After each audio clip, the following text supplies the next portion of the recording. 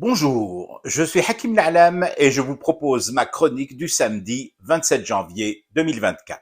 Elle s'intitule Ma voix, la bassine d'eau froide et le maître des horloges.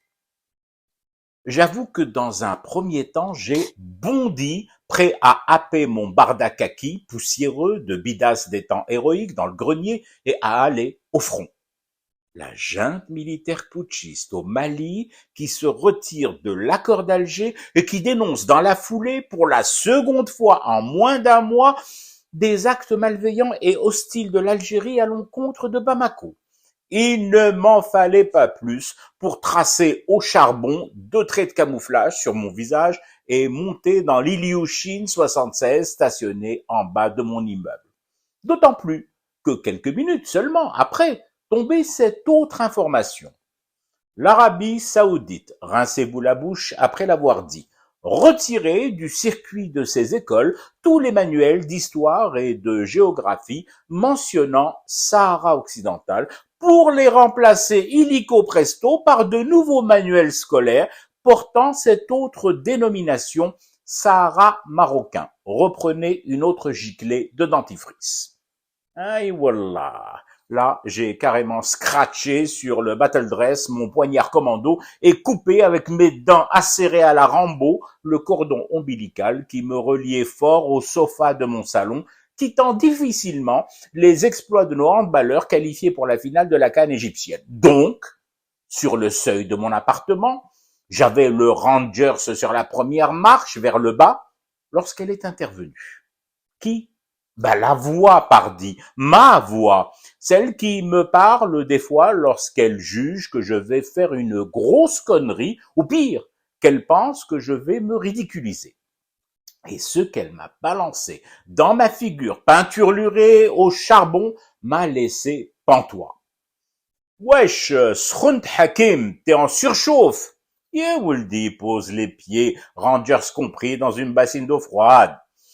La voix avait une telle tonalité glaciale métallique que j'ai rebroussé chemin, déposé mon sac et ma hargne à l'entrée, sous l'affreux tableau du gosse qui pleure une larme rouge, les mains jointes, avec en arrière-plan la mosquée Al-Aqsa. Bon, je vous passe les détails sur la couleur de la bassine et la température de l'eau et les odeurs de mes chaussettes marinant dans les Rangers, eux-mêmes plongés dans l'ustensile. La voix, plus détendue, en voyant que j'avais pris au sérieux ses recommandations fermes, s'adressa à moi une nouvelle fois, de manière tout de même moins agressive. Ya Hakim, ya Bouroro, un pays sûr de lui, sachant sur quels œufs il marche, ne réagit pas comme ça, comme toi, comme une bouilloire achetée au marché à vaisselle de Bebzoar ou de l'Alma. Un pays comme la Désédie sait quand il doit répondre à ce genre de provocation, comment y répondre, et l'intensité graduée et réfléchie de sa réponse, de ses réponses. Parce que y a Wahed el Rambo de banlieue, sache que le Mali et l'Arabie Saoudite et surtout le timing choisi par leur mentor, c'est justement pour que des écervelés comme toi tombent dans le piège et se précipitent dans la surenchère.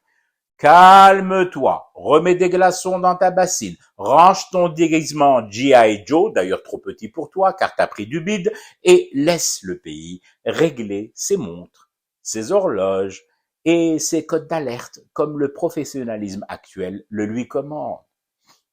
Purée, ça m'a refroidi ce speech de la voix. Du coup, j'ai replongé et dans la bassine d'eau froide et dans la canne de hand, attendant la finale contre le pays hôte, l'Égypte, tout en préparant un plateau repas.